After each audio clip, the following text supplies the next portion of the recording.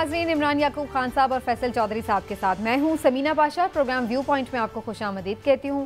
बड़ी आम खबरें आज भी पॉलिटिकल महाज पर। एक तो आपने देखा कि जो एहसन इकबाल साहब के इंटरव्यू में गुफ्तगू हुई, उसके ऊपर अगरचे ये कुछ अरसा पहले चाइना की तरफ से वर्जन सामने आया था, लेकिन उसमें उन्होंने बड़ी क्लैरिटी से इस बात को कहा कि पीटीआई के दौर में जो सीपैक पर रफ्तार थी काम की, उससे वो मुतमईन रहे। और उन्होंने कहा कि अगर कुछ थोड़ा बहुत स्लो डाउन हुआ भी तो उसकी वजह कोविड थी। और ये तकरीबन कुछ अर्सा पहले उनका ये मौक़िफ़ था, लेकिन एहसन इकबाल साहब ने इस पर जब आजकल के इंटरव्यू में बात की तो इस पर दोबारा से हमने देखा है कि काफ़ी गुफ्तगू हुई है। तो हकीकत क्या है, क्या वाकई पीटीआई ने सीपैक को नुकसान पहुँचाया, इसके हवाले से गुफ्तगू करेंगे।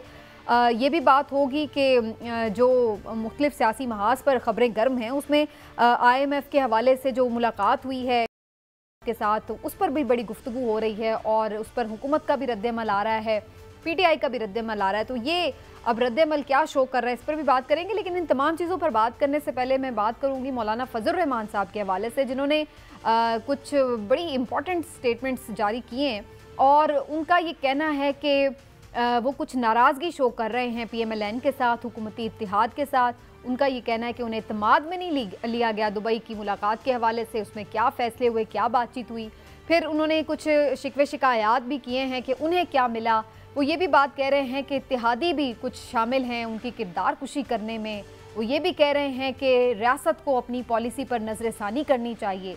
तो वो आखिर कहना क्या चाह रहे हैं, मौलाना साहब के हवाले से भी आज के प्रोग्राम में बात करेंगे। आप सबको खुशामदीद कहती हूँ और बात का आगाज़ करेंगे इमरान साहब से। इमरान साहब, यहीं से बात का आगाज़ कर लेते हैं। मौलाना साहब क्यों रूठे हुए हैं? बिस्मिल्लाहिर्रहमानिर्रहीम। देखिए समीना, सीधी सी बात है, मौलाना साहब रूठे नहीं हुए। मौलाना साहब केक में से अपना पूरा हिस्सा चाहते हैं। और ख़ास तौर पे जब इस तरह की फ़िज़ा बन जाए कि अब इलेक्शन की फ़िज़ा बन रही है और इलेक्शन ऐसा हो रहा है कि अब इलेक्शन की तरफ जाएगा मामला, तो वो ये चाहते हैं कि उनको पूरा हिस्सा मिले। ना सिर्फ इसमें कि सीट एडजस्टमेंट की जहाँ ज़रूरत हो उनके साथ पीपल्स पार्टी और मुस्लिम लीग नून सीट एडजस्टमेंट करे, बल्कि वो पैगाम भी देना चाहते हैं अहम जगह पे कि जनाब सारे मामला जो हैं उसमें हमें बिल्कुल इग्नोर ना किया जाए। देखें, सच्ची बात तो ये है कि मौलाना फजलुर रहमान साहब ने मियाँ नवाज शरीफ साहब का साथ दिया और पूरे तरीके से दिया। और मौलाना फजलुर रहमान ही थे जो PDM ने जब भी एहतजाज की कॉल की तो जिसमें सबसे ज़्यादा लोग मौलाना फजलुर रहमान जमीयत उलमा इस्लाम के लोग होते थे ज़्यादा। तो ये लाजमी सी बात है कि वो ये समझते हैं कि जब उस जद्दोजहद में वो पूरी तरह से शामिल थे तो समर मिले तो उसमें भी वो पूरी तरह से शामिल, सदर भी नहीं वो बन सके नहीं। और ख़ास तौर पे देखें जो आज जो ये उनकी गुफ्तगू हुआ है उसमें उन्होंने जनरल फैज़ हमीद साहब के हवाले से भी जो गुफ्तगू की है कि उन्होंने उनसे कहा था कि वो उनको सेनेट में देखना चाहते और चेयरमैन सेनेट देखना चाहते। तो ये असल में ये पैगाम, ये तनकीद जनरल फैज़ हमीद पे नहीं है, असल में ये रियासती इदारों को वादे याद दिला रहे हैं और PDM नहीं, रियासती इदारों को और PDM की क़यादत को वो बावर करा रहे हैं कि उन्होंने उनकी खातिर अगर ये ओहदे नहीं लिए और उस वक्त कोई सौदेबाजी नहीं की तो आज जो मामला है मुस्तकबिल की सियासत का उसमें उन्हें भी याद रखा जाए। मौलाना फजलुर रहमान, मैं हमेशा कहता हूँ कि मौलाना साहब बड़े ज़ीरक सियासतदान हैं और वो जो है सियासत के रमूज़ बड़े अच्छे जानते हैं। ख़ास तौर पे यही नहीं कि सिर्फ ड्राइंग रूम की सियासत हो, बल्कि जो इंतहाबी सियासत है उसमें भी वो एक ख़ास रखते हैं मार्का। तो ये सारी चीज़ें वो इसीलिए हालात को देखते हुए अब वो अपनी जो शतरंज की गेम है उस पर अपनी जो बसात है वो बिछा रहे हैं कि ताकि जिस जगह पे किसको मात देनी है, किससे मात खानी है और किस तरह से अपने लिए अच्छी जगह बनानी है। लेकिन चौधरी साहब, आपको लगता है कि एक लूजिंग एंड पे रहे हैं मौलाना साहब, क्योंकि वाकईतन इन लोगों ने तो इक़्तिदार में भी अच्छी खासी देखा है कि उन्हें फ़ायदे हुए हैं। मौलाना साहब को क्या मिला इस सारी जो एक एक्सरसाइज थी उनकी इस जद्दोजहद की? सलीम साफ़ी साहब बड़े नामवर सहाफ़ी हैं। उन्होंने ये अपने इंटरव्यूज़ में कहा है कि पेशावर में जो करप्शन इस वक्त KP में जारी है और वो उसने साहब ने रिकॉर्ड तोड़ दिए हैं और इसका उनका जो बराह रास्त इशारा जो है वो JUIF की तरफ था और ANP भी ये बात करती है। तो जो उनकी जो आज उनका गिला है वो अवामी नेशनल पार्टी से भी है और पीडीएम की जो नवाज शरीफ वगैरह के ऊपर जो तनकीद है, देखिए एक लिहाज से तो मैं समझता हूँ कि उसमें वज़न है। जब ये खाने का वक्त आता था तो उस वक्त तो मौलाना साहब को सब ने इस्तेमाल कर बिल्कुल किया, और वो खुशी खुशी इस्तेमाल भी हुए इक़्तिदार के लालच में। लेकिन अब जब वो मामलात इससे मुस्तक़बिल के तय करने हैं तो उससे मौलाना साहब को आउट रखा जा रहा है। और मैं ये बात आज भी आपसे दोबारा कहना चाहूँगा कि केपी में पाकिस्तान तहरीक-ए-इंसाफ की गिरफ्त बहुत मजबूत है, और वहाँ पे जो वहाँ के जो मुखालफीन हैं वो बहुत परेशान हैं। अभी उनको रिसेंटली परवेज़ खटक साहब ने जो दागे मुफारकत दिया है, उसके बाद परवेज़ खटक साहब के अपने एमपीज़ उसके साथ नहीं हैं, वहाँ पे मामलात और हैं।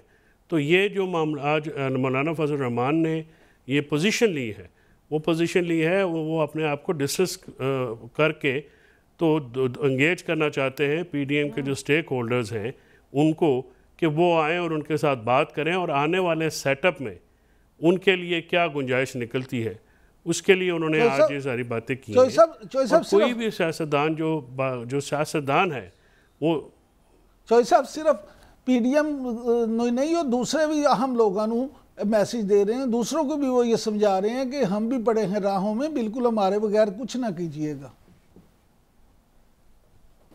जी, उनके बिल्कुल आपकी बात दुरुस्त है, और ज़ाहिर है क्योंकि वो जो दूसरे लोग हैं उनकी मदद के बगैर तो कुछ नहीं हो सकता, न था ना होगा ना हो सकता है। तो लिहाजा उनको भी एंगेज करने के लिए या उनकी तवज्जो हासिल करने के लिए जो है वो आज ये गुफ्तगू की गई है मौलाना साहब की तरफ से। और अब जैसे जैसे आप देखें कि क्योंकि जो हुकूमत के दिन हैं वो करीब आ रहे हैं खात्मे के, तो दूसरे जो इत्तेहादी हैं वो भी बातें करेंगे। और भी बड़ी आजकल गिले शिकवे करती नजर आ रही है, उस पे भी हुआ था। हाँ, आप सही कह रहे हैं। हाँ, वो एक डार इकट्ठा हुआ था दाना दुनका चुनने, तो अब दाना दुनका क्योंकि ज़्यादा टाइम ख़त्म होने लगा है तो वो उन्होंने कहीं और भी देखना है। और मुस्तकबिल में ये जो सियासतदान ज़हीन सियासतदान हैं या जो पाकिस्तान की सियासत को समझते हैं, तो अपना अपना हिस्सा लेने के लिए तमाम लोग जो हैं पोजीशंस ले रहे हैं और ले गई हैं और आगे भी लेंगे, ताकि आने वाले सेटअप में उनको कहाँ पे रखा जाएगा तो उसके मुताबिक वो अपने फैसले, सियासी फैसले उसके मुताबिक। बिल्कुल ठीक है, तो ये आगे की सबबंदी हो रही है। लेकिन इमरान साहब जो ये वाली बात उन्होंने की कि रियासत अपनी पॉलिसी पर नजरसानी करे, तो वो क्या एक्सपेक्टेशंस उनकी क्या है, क्या चाह रहे हैं वो मजीद? सीधी सी बात है, वो ये समझते हैं कि रियासत जो है उसके लिए उनकी बड़ी कुर्बानी है। और अगर आप देखें माजी में जब ख़ास तौर पे अफ़गान जंग का मामला था तो उसमें वाकई उन्होंने बड़ा किरदार अदा किया था और बहुत सारी जो चीज़ें थी जिसमें रियासत ने इनकी मदद भी ली। तो वो रियासत से ये चाहते हैं कि रियासत जो है जैसे अभी चौधरी साहब ने बात की कि उनका तो ज़ाहिर सियासी मुखालिफ सबसे बड़ा पीटीआई है जो खैबर पख्तूनख्वा में उनको टफ टाइम दे सकता है, और पीटीआई तो ऑलरेडी इस वक्त बड़ी मुश्किलों में है और जाहिर है कि हम देख रहे हैं कि एक उनके खिलाफ कार्रवाइयों का सिलसिला भी है। तो उसके अलावा वो इससे भी ज़्यादा और क्या चाहते हैं? समीना देखिए, इससे ज़्यादा ये बात नहीं है कि वो मौलाना फजलुर रहमान जो है उनका ये एक मामला, पीटीआई तो एक उनकी मुखालिफ है, लेकिन ये भी तो खदशात है ना कि कहीं ये ना हो कि केपी में उनसे ज़्यादा प्यार मोहब्बत जो है वो एएनपी से हो जाए, या उनसे ज़्यादा प्यार मोहब्बत बलूचिस्तान में दूसरों से हो जाए। और ख़ास तौर पे पीपल्स पार्टी जो है उसके हवाले से भी मौलाना फजलुर रहमान साहब हाँ जी बहुत सारे तहफ़्फ़ुज़ात हैं। और दूसरी बात ये हमारे वाक़फ़ा ने हाल का ये कहना है नहीं, वो इमरान साहब वो ये कहना चाह रहे हैं मौलाना साहब कि सिर्फ आप बाकी दो जमातों को जो पीडीएम के जो मेन स्ट्रीम में हैं उनके अलावा भी आप हमें इग्नोर ना करें। जो आप बात कर रहे हैं बिल्कुल दुरुस्त बात है कि केक में हिस्सा हमारा भी रखें, और वो केक क्या बनेगा हमें उससे पहले पता होना चाहिए। अच्छा मौलाना, तो वो डेफिनेटली इसमें जो है वो रेलेवेंट रहना चाहते हैं। चौधरी साहब, लेकिन ये जो उन्होंने बात की है, मैं इसलिए भी आपसे जरा इस पर बात करना चाह रही हूँ क्योंकि इससे से फिर आगे का भी वो पता चलता है मंजरनामा, कि वो जो ये बात कह रही है कि हद तक इनकी बात में सदाकत हो सकती है कि उन्हें ये कोई ऑफर की गई हो कि वो चेयरमैन सेनेट बन जाएं, और उन्होंने कहा कि लेकिन मैंने खान साहब की जो हुकूमत है उसको बचाने की मुहिम का मैं हिस्सा नहीं बना और मैंने कोई ओहदा नहीं लिया। ये वाकईतन ऐसा लग रहा था कि उस वक्त सेटअप में कुछ लोग ऐसा चाह रहे थे कि कंटिन्यू भी करवाया जाए पिछली हुकूमत को।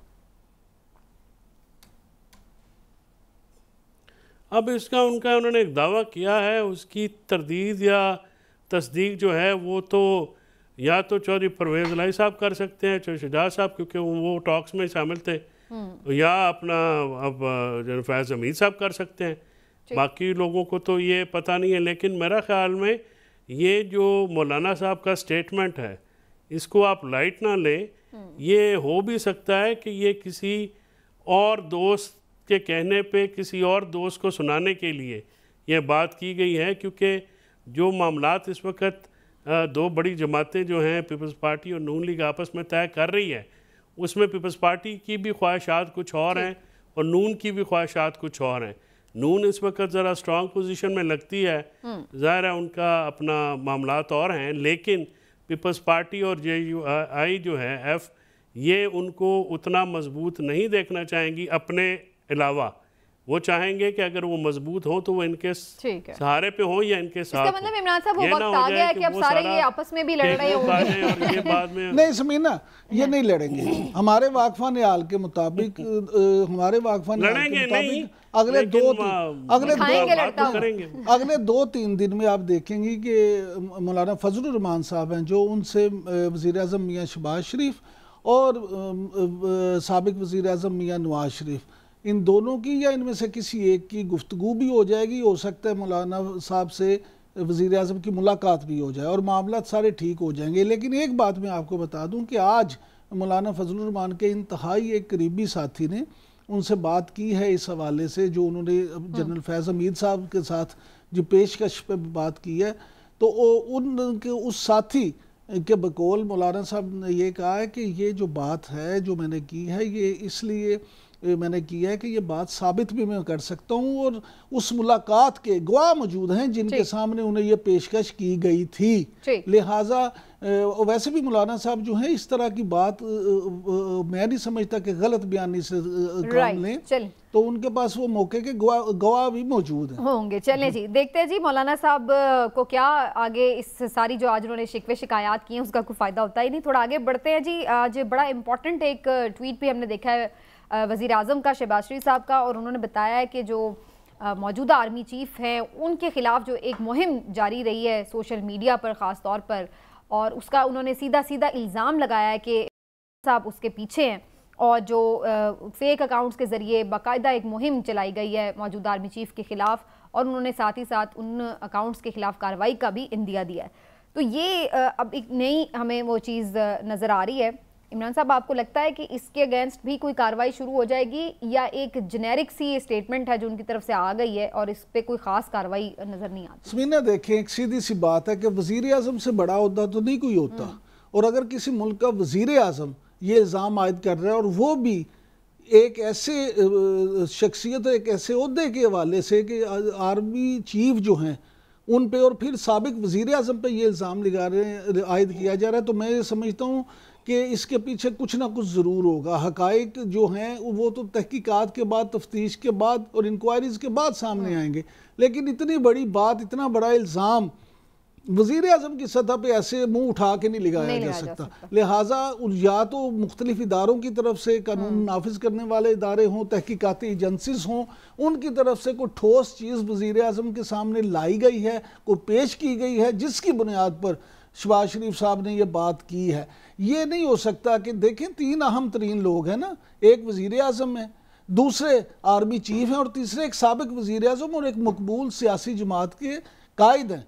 तो ये तीनों एक आप ये देखें ट्राइका, और फिर आजकल जो हालात हैं और जिस तरह से चेयरमैन PTI के मामलात हैं, जो इल्ज़ामात उन पर आयद किए जा रहे हैं और जिस तरह से उनकी तरफ से भी गोलाबारी हो रही है, तो ऐसे में ये जो चीज़ है इसका होना मैं समझता हूँ कि बड़ा एक इंतहाई तशवीशनाक है। मुझे तो ये ज़ाती तौर पे मेरी ये ख्वाहिश भी है कि ये इल्ज़ाम सिर्फ इल्ज़ाम ही ना रहे, बल्कि इसकी प्रॉपर तहकीकात वो शवाहिद भी सामने लाए जाए और इसको मंतकी अंजाम तक पहुंचाया जाए। बिल्कुल ठीक है। PTI का भी इस पर रद्द-ए-अमल आया और उनका ये कहना है कि ये बेसिकली इस्टेब्लिशमेंट के दरमियान और चेयरमैन PTI के दरमियान मज़ीद इख्तिलाफात को बढ़ाने के लिए साजिश की जा रही है। PMLN की तरफ से, वज़ीर आज़म की तरफ से, ये तो उनका मौक़िफ़ है। लेकिन इस पर चौधरी साहब आपकी क्या राय है? क्योंकि मैं तो इसको इस तनाजुर में भी देख रही हूँ कि इसी किस्म का एक इल्ज़ाम चेयरमैन PTI की जानिब से भी लगाया गया था कि उनके ऊपर भी एक कातलाना हमला हुआ, उसमें उन्होंने भी कुछ लोगों के नाम लिए, लेकिन उसके ऊपर तो यानी हमने नहीं देखा, वो भी साबिक वज़ीर आज़म बात कर रहे थे तो उनकी भी बात में वज़न हो सकता था। आज एक मौजूदा वज़ीर आज़म बात कर रहा है तो उनकी बात में भी वज़न होगा। तो फिर ये चीज़ें सॉर्ट आउट कैसे होंगी? इतने एक्सट्रीम लेवल पर लोग बैठे हुए एक दूसरे पर इतने बड़े संगीन इल्ज़ामात लगा रहे हैं।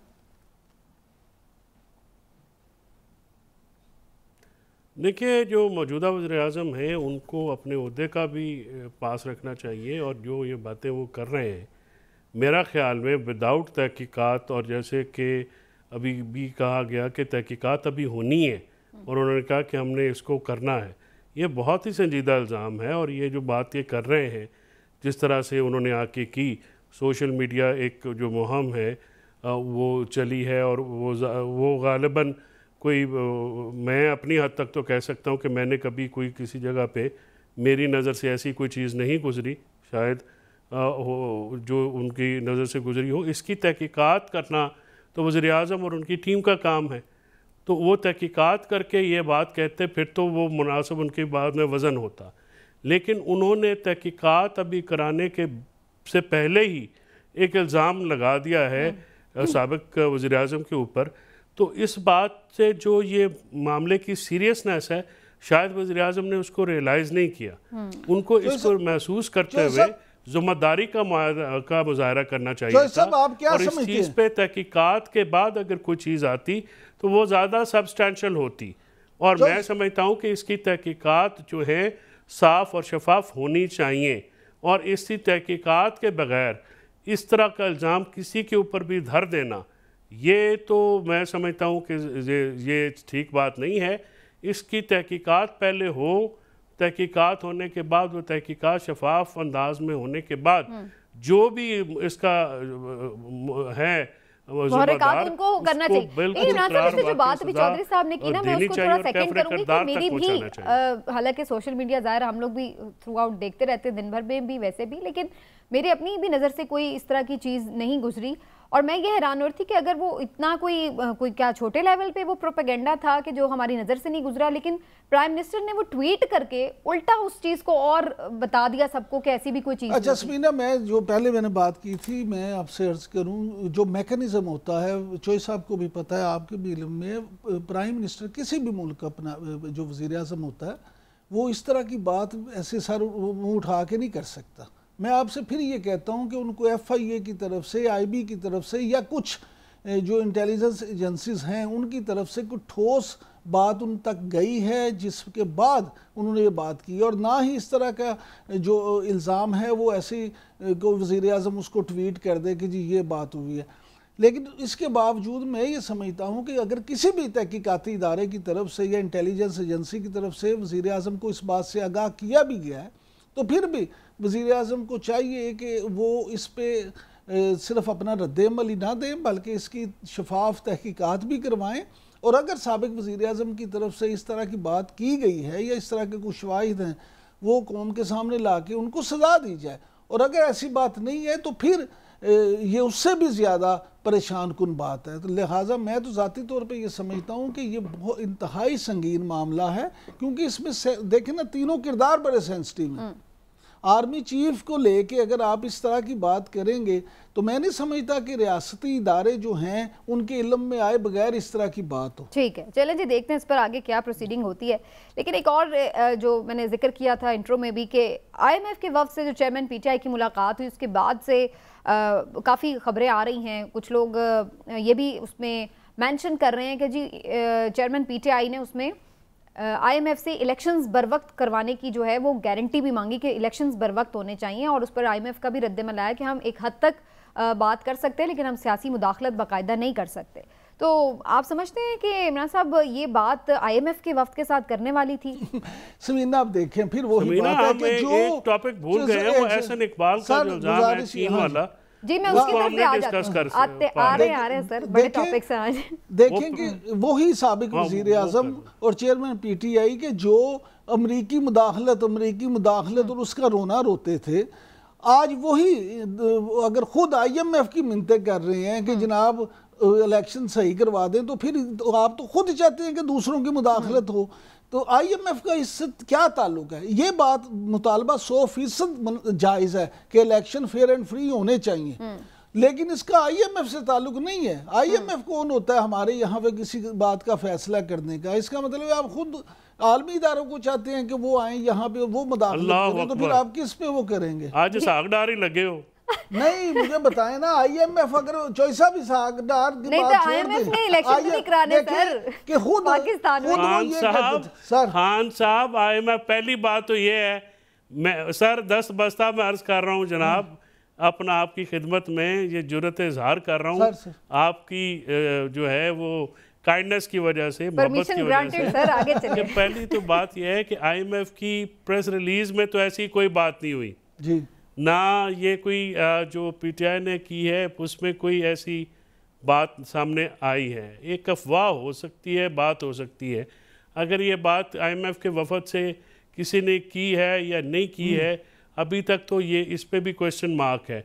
हमें अफवाहों को जो है हकीकत समझने से पहले थोड़ा रद्द अमल देने में शायद हमें भी मोहतात रहना चाहिए कि जब तक इसकी कंफर्मेशन ना हो, नंबर 1।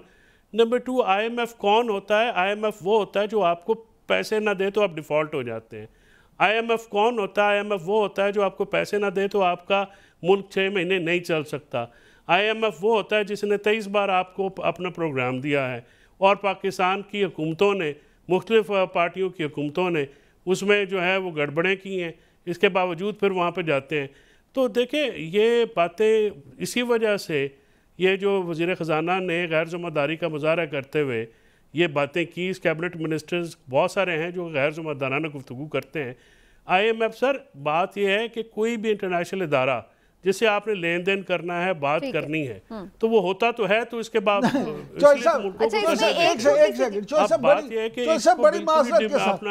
मिनिमाइज करके तो ये तो मुनासिब बात नहीं। चौधरी साहब, बड़ी माजरत के साथ आपकी बात बिल्कुल ठीक है। आप मुझे एक बताएं बात, आप एक वकील हैं और फिर इमरान याकूब खान साहब जो पैसे देता है वो फिर कुछ ना कुछ तो होता ही है। और सर मेरी बात सुने, सब कुछ होता है, लेकिन उसका इस इलेक्शन से क्या ताल्लुक है? ये ऐसा ही है कि जैसे आपने कोई फैसला कराना है जाके इंटरनेशनल समिट का, सर गुजारिश तो सुन लेना। उससे ये ताल्लुक हो सकता है कि उन्होंने अगला प्रोग्राम आपको देना है और उन्होंने आपको हर 3 महीने बाद बैठ के जो ये $3 अरब देने हैं, इसका रिव्यू करना है। बिल्कुल और उन्होंने अपने जो पैसे देने हैं उसको स्टेबिलिटी, जो स्टेबल पाकिस्तान में हुकूमत को देख के, तो वो जो ये मिले हैं सियासी स्टेक होल्डर से, इसके पीछे भी तो एक बैकग्राउंड है ना सर। असल बात ये है कि उनका ताल्लुक क्या है, इसी बात से साबित हो रहा है खान साहब कि वो फिर जाके मिल क्यों रहे हैं। जाहिर है कि आगे इलेक्शन होना है, उसमें कोई चेंज आ सकता है, तो उस लिहाज से जाहिर है वो तमाम स्टेक होल्डर्स को ऑन बोर्ड ले रहे हैं। सब के इतराज़ात अपनी जगह, लेकिन इस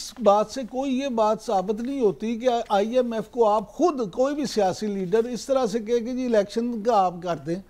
ये ऐसे ही है कि जैसे फॉरेन मिनिस्ट्री का कोई केस हो, वो मामला किसी ने जाके वहां डील सामने आनी पड़ेगी ना कि बात किस अंदाज से बात हुई है। मैं ये कह रहा हूँ अफवाह अभी मैं वो एक सिर्फ आई थी कि उन्होंने बात की भी है या नहीं और किस अंदाज से की गई है बात, ये तो अभी हमारे सामने नहीं है क्योंकि उनका कोई सॉर्ट तो नहीं है जिसको हमने देखा हो, जिसकी बुनियाद पर हम बात करें।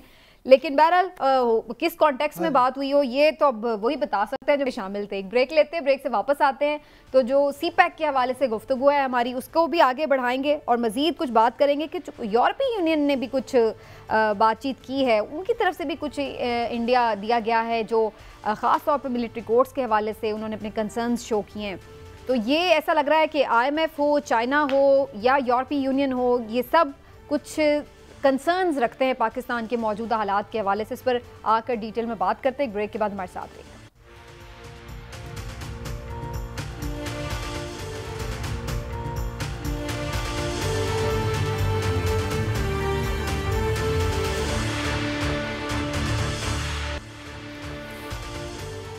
जी वेलकम बैक नाजरीन। और जैसे कि बात हो रही थी कि CPEC के हवाले से जो मौजूदा हुकूमत के इल्ज़ामात हैं, और ये कोई नए इल्ज़ामात नहीं हैं, जब PTI की हुकूमत थी उस दौरान भी जब ये लोग अपोजिशन में थे तो ये इल्ज़ामात लगाए जा रहे थे कि CPEC बड़ी बुरी तरह मुतासर हो रहा है, उस पर काम तकरीबन बंद किया जा चुका है। और जब ये चेंज भी हो गई गवर्नमेंट तो उसके बाद भी ये इल्ज़ाम लगाए गए कि सीपैक को पीटीआई के दौर में नुकसान पहुंचा। लेकिन इसके ऊपर पहले ही से जो कौंसल जनरल है चाइना के, उनका एक स्टेटमेंट आ चुका है सामने, जिसमें उन्होंने कहा कि कोविड की वजह से ज़रूर थोड़ी रफ्तार में कमी बेशी हुई, लेकिन उसका कोई पॉलिटिकल एजेंडा हमें समझ में नहीं आता। हम मुतमईन रहे जो काम होता रहा। तो क्या ये उनकी इस जो दावे की तरदीद है? और वो ये भी बात कह रहे कि चाइना ये कह रहा था कि जी 2018 में आप मुदाखलत ना करें, तो ये क्या हकीकत है इन इल्ज़ामात में? चौधरी साहब, क्या आपको नज़र आता है, क्या वाकई चाइना पाकिस्तान के अंदरूनी मामलात में इस तरह की मुदाखलत देख रहा था, मना किया गया, और फिर ये जो काम रोकने के हवाले से बात है, इसकी क्या हकीकत है? देखिए, आज तो जो है सोशल मीडिया पे ऊपर, और I must credit Naeem Ashraf Bhatt RY के सहाफ़ी हैं, बहुत पुराने रिपोर्टर हैं, बहुत अच्छे हैं। उन्होंने आज उनका जो सफ़ीर है एम्बेसी की तरफ से, उनका एक इंटरव्यू चलाया है जिसमें उन्होंने इन तमाम बातों की नफ़ी की है। और उन्होंने ये कहा है कि वो कोविड के दौरान जो सीपैक के मंसूबे स्लो ज़रूर हुए थे, लेकिन उनमें जो तासुर कायम किया गया, इसकी बिल्कुल उन्होंने नफ़ी की। अब देखें ना, ये ही गैर ज़िम्मेदारी का मुजाहरा किया गया या मिनिस्टर प्लानिंग की तरफ से। ये प्लानिंग बड़ी इंपॉर्टेंट मिनिस्ट्री होती है कि आपने एक दोस्त मुल्क को डोमेस्टिक पॉलिटिक्स में इन्वॉल्व किया और उन पे जो है ये इल्ज़ामात लगाए।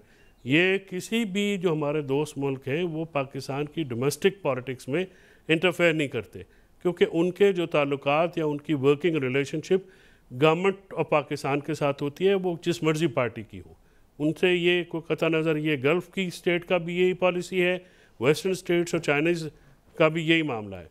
जब आप उनको डोमेस्टिक पॉलिटिक्स में ला के हदफ बना देते हैं, बहस का हिस्सा बना देते हैं, तो ये बहुत ही एक जो है मायूब बात होती है। और इस चीज़ को कभी भी सपोर्ट नहीं किया जाता कि आप जो है एक दोस्त ममालिक को, ख़ास कर जो है वो इस तरह से डोमेस्टिक पॉलिटिक्स में अपने जो सियासी हरीफ हैं उनको जो है निशाना बनाने के लिए इस्तेमाल करें। ये डिप्लोमेटिक नॉर्म्स के भी ख़िलाफ़ बात है, और प्रिंसिपली भी ये बात गलत है। और जो सीपैक के मंसूबों की जो ये इल्ज़ामात लगाए गए, उसमें तो उन्होंने जो खुद चाइना की जो हुकूमत है, जो मेसी है, उन्होंने इसको जो है उसकी तरदीद कर दी। तो इसके बाद तो इस पर माफ़ी मांगनी चाहिए मेरे ख्याल में। इमरान साहब, उनका तो मौक़िफ़ ये कि उनके बयान को सियाक़ो सबाक़ से हटकर पेश किया गया, उनका ये मतलब नहीं था। फिर उसके बाद उनका क्या मतलब था वो मेरी तो समझ में नहीं आया, लेकिन आपके ख्याल से इस सारी कहानी के पीछे क्या है? देखिए समीना, 2-3 चीज़ें हैं। पहली बात तो ये है कि ये बात सच है कि पिछले दौर में, तहरीक इंसाफ के दौर में सीपैक के हवाले से काफ़ी तहफ़्फ़ुज़ात थे, और इवन उस वक्त चाइनीज़ गवर्नमेंट ने पाकिस्तान के कुछ इदारों के साथ तहफ़्फ़ुज़ात का भी इज़हार किया था कि सीपैक पे काम स्लो है। और इवन जो सीपैक डेस्क पे काम करने वाले लोग थे, आला तरीन अफसर, उनसे भी जब बात होती थी तो वो भी इस बात का करते थे कि एक तरह से उसमें ब्रेक लगी हुई है। लेकिन जहाँ तक ये बात है जो फैसल चौधरी साहब ने की है, देखिए हुकूमतों का ताल्लुक, मुल्कों का ताल्लुक जो होता है वो मुल्कों के दरमियान होता है। चाइना हमारा एक ऐसा दोस्त है जिसने हर मुश्किल में हमारे साथ आके ना सिर्फ खड़ा हुआ बल्कि मदद भी की है। वो बिल्कुल भी चाइनीज़ हुकूमत या रियासत वो ये अफोर्ड नहीं करते कि उन पे इस तरह का इल्ज़ाम आए कि जिस तरह से ये कि आपके वो पाकिस्तान के अंदरूनी मामलात में मुदाखलत करते हैं। देखें, आपको अमेरिका के हवाले से इस तरह की चीज़ें कई मुल्कों में मिलती हैं, लेकिन आपको चीन के हवाले से इस तरह की चीज़ नहीं मिलेगी, क्योंकि उनकी पॉलिसी इस तरह की नहीं है। अब ऐसा इकबाल साहब ने अगर फ़र्ज़ करें कि सारी बातें ठीक भी की हैं, तो फिर आपको उस पर खड़ा रहना चाहिए था। अब अगर आप ये कह रहे हैं, सबसे आसान तरीका यही होता है कि आपने अगर अपने बयान से मुकरना तो कह दो, तोड़ में रोड़ के पेश किया गया, और आप सियाको सबाक से हट के या तो फेस सेविंग के लिए वो बात कर रहे हैं या किसी और दबाव पे उन्होंने कहा है कि ये, क्योंकि अगर चाइनीज़ हुकूमत की तरफ से या एम्बेसी की तरफ से इस पे उनसे कहा जाए कि आप इस तरह की बात ना करें, तो फिर उनको लाजमी बात है कि इस बात से होगा। लेकिन ये मैं समझता हूँ मामला कि हुकूमतों के दरमियान, ख़ास तौर पे दोस्त ममालिक के दरमियान, इस तरह के बात के वाले से बंदे को बहुत सेंसिटिव होना चाहिए और जिम्मेदारी कमज़ार, बड़ा जिम्मेदार। असर इकबाल साहब वैसे एक बड़े समझदार, शरीफुन नफ्स और अच्छे इंसान हैं, अच्छे सियासतदान हैं, पढ़े लिखे हैं, लेकिन पता नहीं क्यों उन्होंने इस तरह की बात की, और फिर अगर आपने बात की तो फिर उस पर खड़े क्यों नहीं हुए, ये मेरे लिए उससे भी ज़्यादा परेशान कुन बात। ठीक है, लेकिन एक और जो चीज़ है बड़ी इंपॉर्टेंट कि यूरोपीय यूनियन भी कुछ बात कर रहा है, तहफ़्फ़ुज़ात का इजहार कर रहा है, और उनका जो एक उनके जो मेंबर हैं उनका एक स्टेटमेंट भी चल रहा है, वीडियो पैगाम, जिसमें वो ये बात कह रही हैं कि हम बिल्कुल ये चीज़ कंसिडर कर रहे हैं जो पाकिस्तान में इस वक्त सिचुएशन है। पीटीआई के नाम लेकर उन्होंने कहा कि जो उनके वर्कर्स के ऊपर क्रैकडाउन है उसको भी हम मॉनिटर कर रहे हैं, मिलिट्री कोर्ट्स की बात हो रही है वो भी हमारे नोटिस में है। तो उनका ये कहना है कि हम बिल्कुल इन चीज़ों के ऊपर हमारे कंसर्न्स हैं, और GSP प्लस स्टेटस जो है हम चाहते हैं कि पाकिस्तान उसको एंजॉय करे, आगे उसको कंटिन्यू रखें, लेकिन हम ये तमाम चीज़ें भी मॉनिटर कर रहे हैं। तो ये आप समझते हैं कि ये भी कोई खतरे की घंटी है जो बज रही है? समीना, बिल्कुल खतरे की घंटी है और ये बज रही है, लेकिन इसमें आपसे मैं अर्ज करूं कि सियासत में अनफॉर्चुनेटली इस वक्त हो ये रहा है कि मुल्की मफाद को नहीं देखा जा रहा।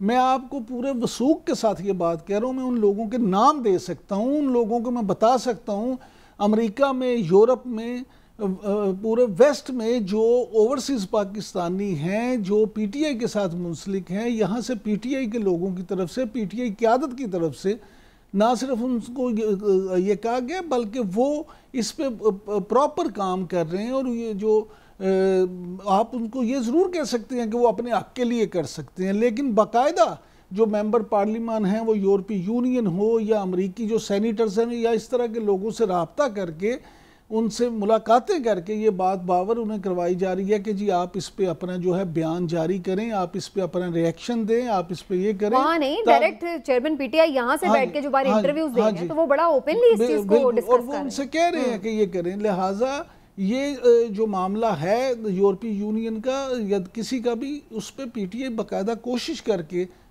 इस उसमें है कि उनकी तरफ से दबाव आए यहाँ पे, और उनके लिए जो मामला था कुछ उसमें हल्के हों, ठंडे हों। हुकूमत का, बल्कि ये आपने जो मेंशन की, हुकूमत भी यही बात ऑलमोस्ट कर रही है कि ये साजिश पीटीआई कर रही है बेसिकली। लेकिन इमरान साहब, क्या एट द सेम टाइम इस एंगल से देखने की जरूरत नहीं कि फिर ये काम ही ना हो ताकि पीटीआई को साजिश करने का मौका ही ना मिले? क्या वाकई ऐसी कुछ चीजें नहीं हो रही कि जिसके ऊपर वो आवाज उठा रहे हैं तो फिर दूसरों को भी बात करने का मौका मिले? गुजारिश ये है कि मैं इसको साजिश तो नहीं कह सकता। उसकी बुनियादी वजह ये है कि अगर वो ये समझते हैं कि उनके साथ ज्यादती हो रही है तो वो कुछ वो कर रहे हैं, तो ये उनका तर्ज सियासत ज़रूर है जिसको आप गलत कह सकते हैं, उससे आप इख्तलाफ कर सकते हैं, लेकिन किसी पे बगैर किसी तहकीक के, बगैर किसी उस पर ये इल्ज़ाम लगा देना कि वो साजिश कर रहे हैं, ये हमारे यहाँ सियासतदान तो करते हैं, लेकिन हमें बतौर जर्नलिस्ट या एनालिस्ट इस तरह की बात करने से पहले गवर्नमेंट की तरफ से तो इवन ये भी कहा गया था कि IMF डील के खिलाफ भी पीटीआई साजिश कर रही है, लेकिन इवेंचुअली हमने देखा कि जब वो IMF वफ्द मिला भी है तो सपोर्ट का यकीन दिलाया गया पीटीआई की तरफ से कि जी हम ताउन करेंगे, आगे जो भी हमारा ताउन दरकार होगा। फिर ये GSP प्लस स्टेटस के खिलाफ भी हुकूमत का यही नैरेटिव है कि पीटीआई इसके खिलाफ साजिश कर रही है कि ये स्टेटस खत्म हो जाए। लेकिन मैं थोड़ा चौधरी साहब से इस पर कॉमेंट लेती हूँ। चौधरी साहब, ये आप इसको किस तराजू से देखते हैं? क्या वाकई मुल्क की तिजारत के रास्ते पे रुकावट नहीं आ जाएगी अगर इस किस्म की बात होगी, या फिर आप इसको इस एंगल से देख रहे हैं कि फिर आप ये काम ही ना करें कि भाई लोग आपको, आपकी बात में जब हो ही नहीं रही होंगी खिलाफ वर्जियाँ, इंसानी हकूक़ की या कोई लॉ की खिलाफ वर्जी नहीं होगी, तो फिर क्यों किसी को मौका मिलेगा?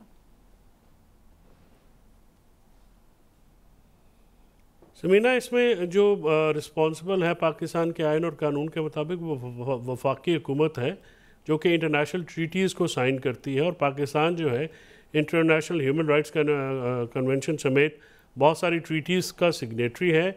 और जो यूरोपियन यूनियन के साथ जो तजारत के मामले हैं, GPS जो स्टेटस है, वो डायरेक्टली जो है वो न सिर्फ पाकिस्तान बल्कि दूसरे ममालिक के साथ भी ह्यूमन राइट्स के ऊपर और मजहबी आज़ादी और मुख्तलिफ जो 27 उनके वो स्टैंडर्ड्स एक हैं, उनके ऊपर पाकिस्तान सिग्नेटरी है। और पाकिस्तान हुकूमत बीइंग सिग्नेटरी बाउंड है कि उन जो ये एग्रीमेंट उनके साथ इंटरनेशनल वर्ल्ड के साथ हुए हैं उनके ऊपर अमल दरामद करे।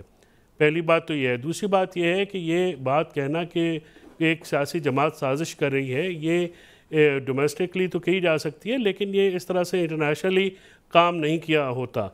यूरोपीय यूनियन के जो ऑब्जर्वर्स हैं वो पाकिस्तान में भी मौजूद हैं, इस वक्त भी मौजूद हैं, दूसरे ममालिक में भी मौजूद रहते हैं, उनके एम्बेसीज़ हैं, वो भी लोग इसको देखते हैं। पाकिस्तान में जो कुछ पीछे से क्रैकडाउन हुआ है, PDM के हुकूमत ने जो किया है, वो भी उसमें कोई इंसानी हकूक़ की शदीद तरीन खिलाफ वर्जियाँ हुई हैं, वो पाकिस्तान की मीडिया ने, इंटरनेशनल प्रेस ने भी हाईलाइट की हैं। तो वहाँ पे सिर्फ ये कह देना भी काफ़ी नहीं होता। अगर मैं जाके कहूँ या कोई और शख्स जाके कहे कि जी ऐसा हुआ है, तो ऐसा नहीं होता। एक सब्सटैंशियल जो है एविडेंस भी होते हैं, उनके अपनी जो हैं उनकी अपनी भी कुछ सोर्सेज भी हैं जिनसे वो चेक भी करते हैं। तो फिर जाके अपना एक पूरा मैकेनिज़्म है जिसको फॉलो किया जाता है, और इंटरनेशनली जो इसके स्टैंडर्ड्स हैं वो काफ़ी अपना हाई होते हैं। वो अगर उनकी ये स्टेटमेंट इस वक्त आई है, इसकी जो इससे पहले भी एक स्टोरी इस वक्त जो जर्नलिस्ट का एक ग्रुप जो है उन्होंने बेल्जियम में विज़िट किया यूरोपियन यूनियन का, तो उनकी जो स्टोरीज छप रही हैं उनमें भी इन बात के खदशात का इजहार किया गया है। और इस वक्त जो टाइमिंग है और आगे आने वाली सियासी सूरत हाल है, तो GPS जो स्टेटस है उस पर जो है पाकिस्तानी हुकूमत को काफ़ी ज़्यादा कंसर्न होना चाहिए बीइंग हुकूमत, क्योंकि हमारी ट्रेड जो है उससे बराह रास्त मुंसलिक है और वो उससे इफेक्ट भी हो सकती है। ठीक है, चलिए जी एक ब्रेक लेते हैं सर, और ब्रेक से वापस आएंगे तो कुछ बात करेंगे। पाकिस्तान में जान बचाने वाली अद्वियात की भी किल्लत होती जा रही है, जहां एक तरफ कीमतें बढ़ रही हैं, वहीं ये भी एक शॉर्टेज का भी मसला हमें नज़र आ रहा है। इसके ऊपर तफसीली बात करेंगे एक ब्रेक के बाद। हमारे साथ रहिए।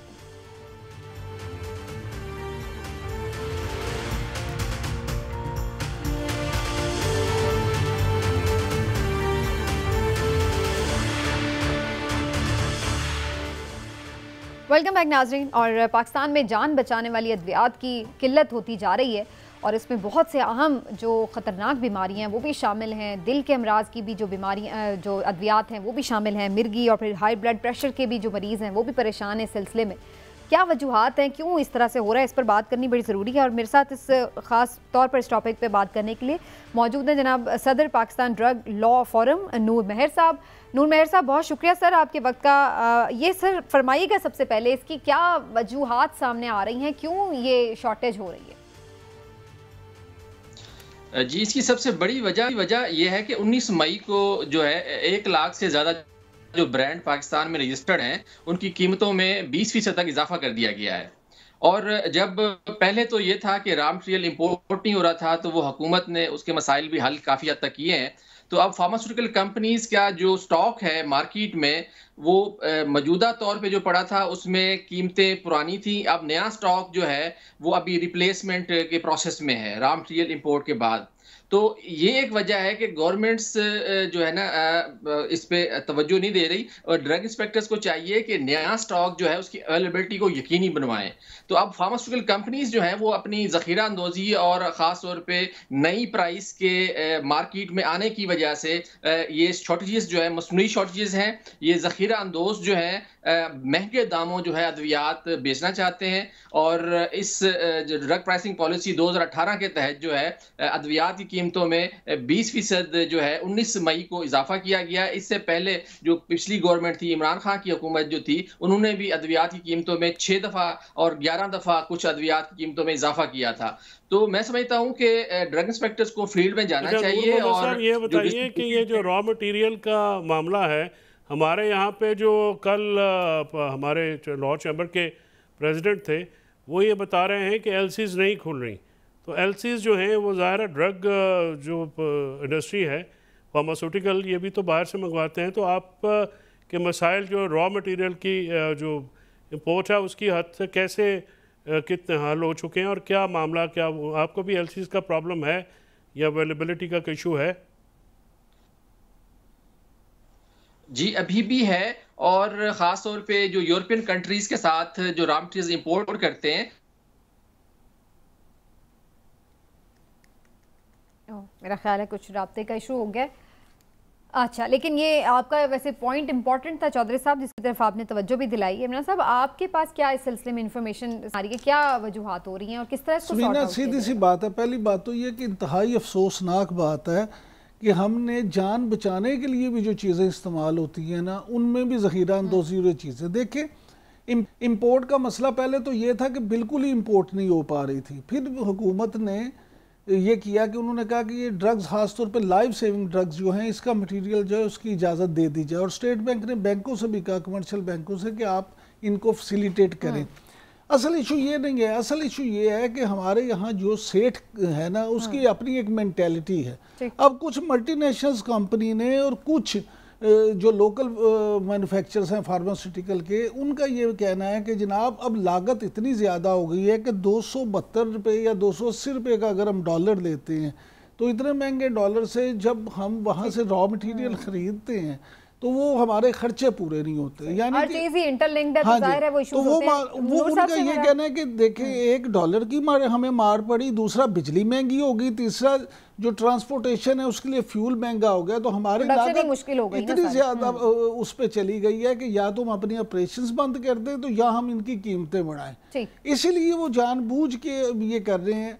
मुझे अब ये बताएं सिर्फ कि ड्रैब के कुछ लोगों से भी मेरी बात हुई थी, तो वो उन्होंने कहा जी हमने ये कहा कि आप इंपोर्ट भी कर लें।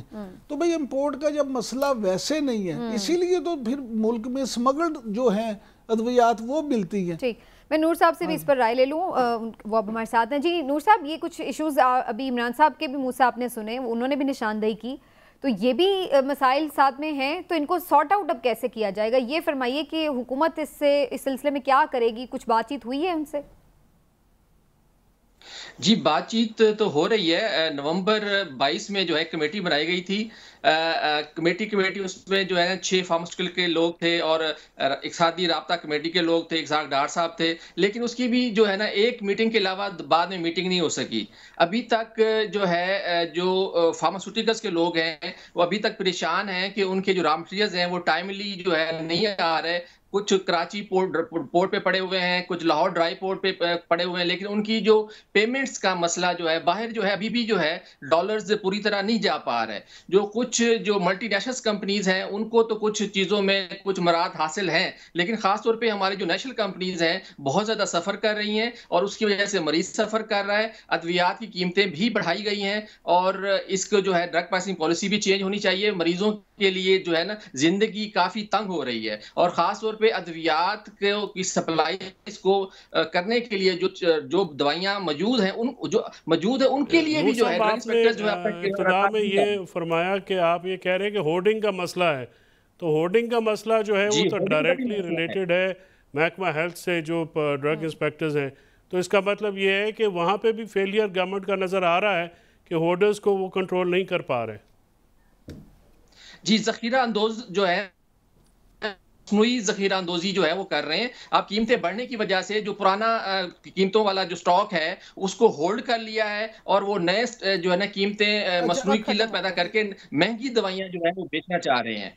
तो ये जो है बहुत अलमिया है, इसका जो कला कमा वो तो हुकूमत ही करना है ना। राइट, बिल्कुल जी। कुछ एडमिनिस्ट्रेटिव इश्यूज भी हैं और कुछ चीज़ें चूंकि डायरेक्टली लिंक्ड हैं ओवरऑल इकॉनमी, तो उसकी वजह से भी मसाइल हैं, लेकिन तरजीही बुनियादों पर ये मसाइल हल होने चाहिए क्योंकि ये मामला है जान बचाने का और इस पर कोई कोताही नहीं बर्दाश्त होनी चाहिए। बहुत शुक्रिया नूर मेहर साहब, आप हमारे साथ प्रोग्राम में मौजूद रहे। नाज़रीन, आज प्रोग्राम का वक्त यहीं पर ख़त्म होता है, समेटते हैं प्रोग्राम को। इंशाल्लाह फिर आपसे मुलाकात होगी। अपना ख्याल रखिए, अल्लाह हाफ़िज़।